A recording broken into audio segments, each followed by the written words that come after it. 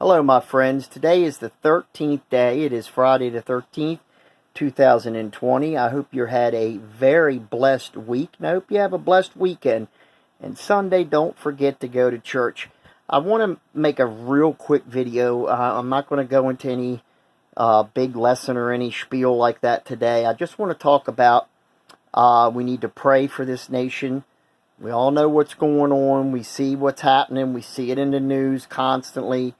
We need to pray for our president. We need to pray that our medical doctors that work in this type of field, that work in communicable diseases and viruses, can come up with some type of vaccination, pretty imminent, which I'm fully confident, because we have some of the smartest people on the face of the earth that right here in the United States. So, but we, as Christians, we definitely need to pray. We need to trust in the Lord, because we know with God all things are possible. We know this. We know the Lord can heal this land in a snap of a finger. We know this. We've seen Him do many, many things throughout history, throughout time immemorial. We've seen Jesus perform miracle after miracle. So these things are not out of His control or out of His way of being able to do things. God can do anything. It is us that need to pray and have faith and continue our lives on a daily basis. And the other thing, common sense. We need to have common sense through these types of situations. If you don't have to go out and be, in a crowd or something like that or another, if you can postpone it or this, that, or the other, then by all means, go right ahead and do it. And wash your hands, when you come into contact with door handles, anything, go to the bathroom, you should be washing your hands anyways. Common sense.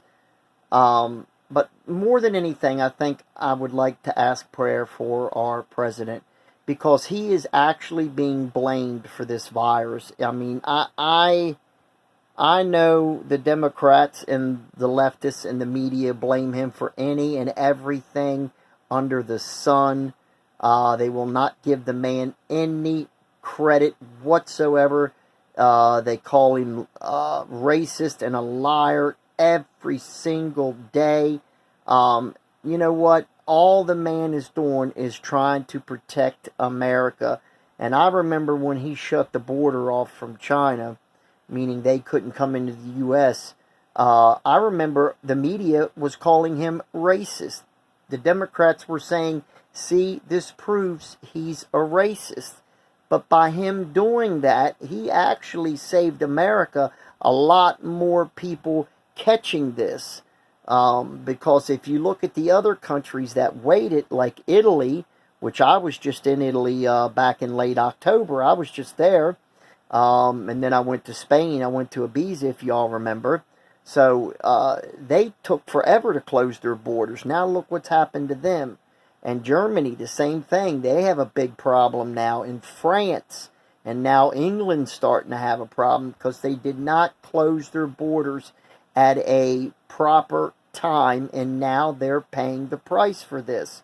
So to say that he's racist because he shut the borders off from China, and then not long after Europe, that is just ludicrous. That's ludicrous. Listen, there's nobody that says, even if you're a Christian, you don't have to like the policies of a president.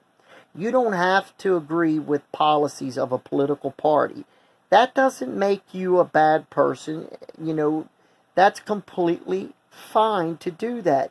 But when you start getting into hatred, okay, and then you start sowing discord, and you start sowing lies into your reports to try to make the president look bad by crashing the stock market or panicking the American public, whatever, then you've crossed the line. You have gone from just disagreeing with the way something's being taken care of to actually sabotaging and hating on somebody. You've stepped over the line and gotten into that part, which is not any place that a Christian and a believer in Jesus Christ needs to be. Period. We need to pray for the man. You know, I remember when Obama was in office, the H1 virus kicked off, and I think they called that the swine flu. We lost 12,000 Americans in 1 year, and it took him a long time before he closed the borders off. You know, we'd already lost thousands before he did that. But nobody jumped on him, and, you know, you didn't see Fox News slamming him. They might not have been exactly keen on him taking so long to do stuff, but they still knew it was about the country and not about a political party, and it wasn't about, you know, scoring some political points with your base. It wasn't nothing to do with that. But unfortunately, they can't do that with President Trump and his base. They have to bash, bash, bash. When I seen CNN call it Trump virus, that's going overboard. And I would not even say that I wouldn't go out on a limb and say they wouldn't want a big portion of this nation to suffer from this virus just to hurt his re-election bid. They've already said they would love a recession. You know, now how can you say stuff like that? You know, that borders on just insanity. And my friends, that has nothing to do with God. That has all to do with the video I made the other night about America turning its back on God, throwing God out of America. And when you throw him out, something has to take its place. And of course, the devil moves right on in. He slides right on in. He takes over, and this is what you get. Hatred, evil. You wish ill will on people you don't like or you don't agree with. This is where we're at in 2020. So, I'm closing. Pray for the president, okay? Pray for America. We have lost, I think, 42 Americans at this point. Now, considering the other numbers in other countries, that's not a whole lot compared to other nations, but it's still 42 souls that left this earth. So we need to pray for their families. And not only that, pray for the ones that have contacted it, have tested positive. They may not even get sick, but it still has to be, you know, mind-racking to think the virus is in you. It may not surface.